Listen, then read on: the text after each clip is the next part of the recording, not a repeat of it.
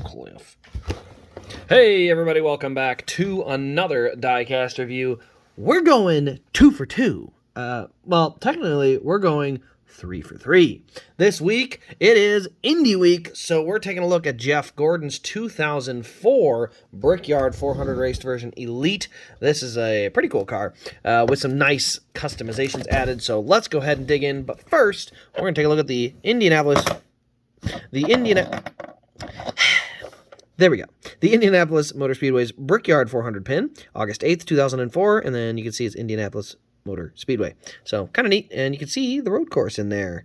You can see it's got a carousel. Then they added in the section that we all obviously noticed last year that caused a bunch of problems. To be fair, though, I think it's pretty justified to say maybe they should just run the carousel. I don't know. I think the carousel would be a better option for him. I don't know. Let's find out. But let's go ahead and dig into the car here. First things first, you can see we got some marks over here on the left side. The beautiful painted blue DuPont car here. Man, I hope they go back to painting cars at some point. Painted cars look so good. You can see we got the metal rim and then the race detail there. Look at that. You even have a Goodyear blimp on the tire. How about that? Look at that. There's Goodyear blimps on the tire. That's absolutely cool. And I don't know if anyone's ever noticed that, but they're just, on this specific car, there is a literal Goodyear blimp on the tire, so the more you know. On the front here, you can see this orange valance has kind of been added in to make it look better, because originally they just kept it the same red color as the rest of the car, but it was actually a brighter orange valance. You can see the orange piece of tape across the grille there, and then you can see all the rubber buildup on the front end of the car here and on the tape. You can see those pieces of tape that are holding down the hood pins there on the hood.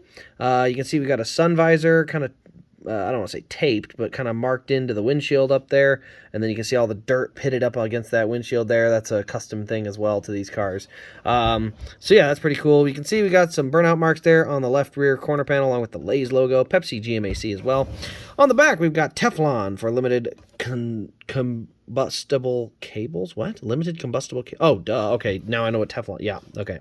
Teflon limited combustible cables. You can see we get that mark there. Unfortunately, a nice big chip right there in the paint. Literally just chips all the way down to bare metal. So, unfortunate, but, you know, it is what it is. It came without a box. You know, it was dirt cheap. Can't complain. I think that's causing a problem. There we go. Now I got it back down. You can see the little spokes on the spoiler there as well. We got DuPont, the miracle of science. It is a 2004, but that doesn't mean it doesn't have the opening roof flaps. That was something that was only on the Elites in 2004, so it does have that, which is pretty cool. I'm obviously a big fan. On the right side of the car, very clean all the way up the right side. Not really a ton to show here. You can see a little bit up there on the right front, but not too much. You can see also right here there is a chunk missing out of the valance. That's literally also been taken out of the metal. So even in the metal, there's 2 chunks missing. That was just how the car happened to catch 2 pieces of, you know, rock that day, and literally it did chunk the valance on that car too. So kind of cool to have that added in there. Only other thing would be we'll take a look under the hood at the engine. Look at that engine detail. I mean, it's making our new cars look just terrible, but man, I love it. Red engine block with silver valve covers, and you can see all the different hoses and wires in there as well, along with the radiator up front here. So DuPont under the hood as well, but just a really, really good detail on that engine there. Let's see. We looked at some other cars earlier. I want to see.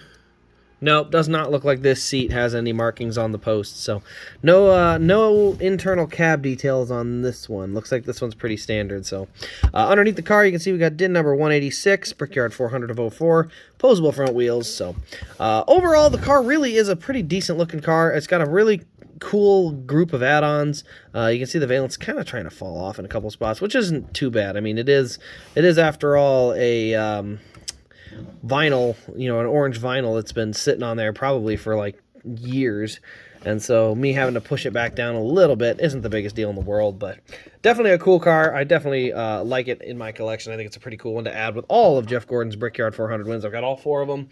I believe he got 4, but I could be if I'm missing one, but I think he got 4.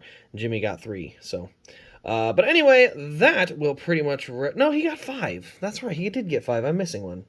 See, I remembered. But anyway, guys, thanks for watching. I hope you have enjoyed. This has been Race Craze, and we will see you in the next Diecast review.